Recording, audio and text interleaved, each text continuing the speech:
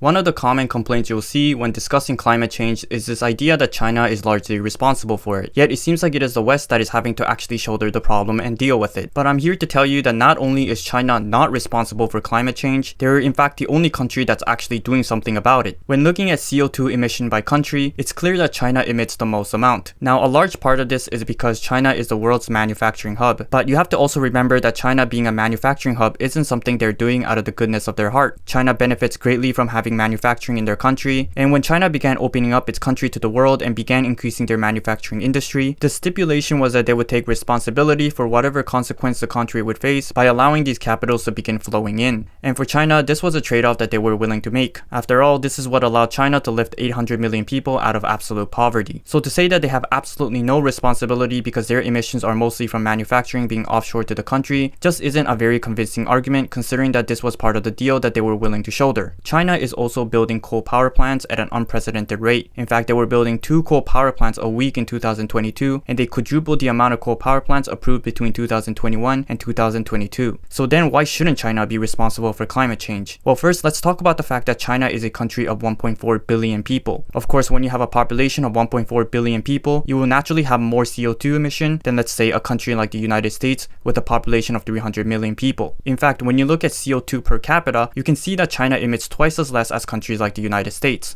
You might think that for the environment, what matters is total emission, but per capita still matters within the context of who is responsible for climate change, because by omitting per capita data, you are essentially arguing that the average Chinese person drive less car, eat less meat, air condition their homes less, and enjoy an overall less luxurious life, despite the fact that a single American produces the CO2 emission equivalent to that of 2 Chinese person. Additionally, we haven't even begun addressing the total lifetime emission, which actually puts Chinese CO2 emissions to shame. The reality is that Western countries already had a period of industrialization where they were allowed to emit as much CO2 as possible in order to enrich their own people. Just because you don't produce as much CO2 anymore doesn't mean that you haven't already done the damages. China is building lots of coal power plants, but they are also building hundreds of nuclear power plants. They are also the #1 investors in renewable resources. In fact, in 2022, they installed more solar panels than the entire world combined, and in 2023 installed more solar panels than America did in its entire history. China is also the leader in EV production and solar panels that are also incredibly affordable and high quality, and these Chinese products are being exported to less developed countries where they are benefiting from the green technologies. In fact, China is a world leader in electricity production from renewable energy sources. Their renewable energy sector is expected to contribute 43% of global renewable capacity growth. China has been hitting their environmental goals years in advance, with them shattering the previous record for the amount of solar panels and windmills being installed. They are also experimenting with new renewable energy ideas like thorium reactor. The reality is that China is still a developing nation, and although there are many parts of China that are super advanced, there are many parts of China that still need development, and China's continual development will mean that they will have to continue building coal power plants for now, but they're doing so with a clear long-term goal of phasing these coals out. After all, this is a security concern for China since they rely so heavily on importation of energy sources. And to top it all off, China's war against air pollution is so far a massive success, as China is single-handedly bringing down global air pollution, and they just added extra years in the country's life expectancy thanks to the reduction of air pollution. In fact, a lot of the pictures of Chinese air pollution that you see on the internet are actually quite outdated. The air pollution problem still has a while to go, but you'd be surprised at how much it has improved in a short period of time. The reality is that when it comes to climate change, everyone has to work together. No one nation is solely responsible, and no one nation is being forced to shoulder the burden of it as some might have you believe. And China is most definitely the one that's doing the most so far.